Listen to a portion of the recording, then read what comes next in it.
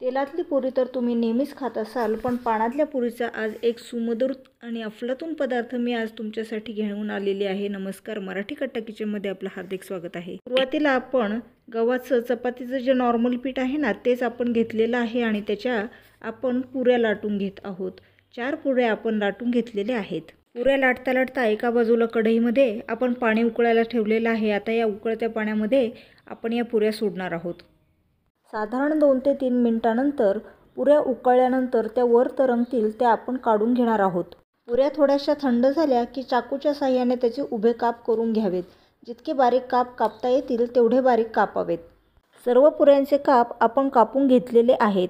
2 ते 3 चमचे तूप आपण आता कढईमध्ये घेणार आहोत. आता यामध्ये 1/4 कप सुकं किसलेलं खोबरं, 1/4 कप कापलेले ड्रायफ्रूट्स, काही मनुके आपण तुपामध्ये तळून घ्यायचे आहेत.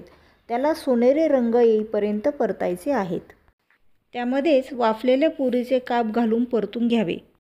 काप छान परतून झाले की आता आपण याच्यामध्ये अर्धा लिटर दूध घालणार आहोत आणि यामध्येच दुधातली फ्रेश क्रीम देखील मी घातलेली आहे. खिरीमध्ये सुवासासाठी आपण थोडीशी वेलची पूड देखील घालणार आहोत. साधारण 1/4 कप इतके आपण यामध्ये साखर घातलेली आहे. चवीनुसार तुम्ही साखरेचे प्रमाण कमी अधिक करू शकता. सर्व पदार्थ एकत्र करून त्याला उकळी आणावी. गरमागरम ही स्वादिष्ट खीर सर्व करावी आणि न चुकता मराठी कट्टा किचनला सबस्क्राईब करा. त्याचप्रमाणे तुम्ही काही अशी वेगळी रेसिपी करत असाल तर कॉमेंट बॉक्समध्ये कळवायला नक्की विसरू नका.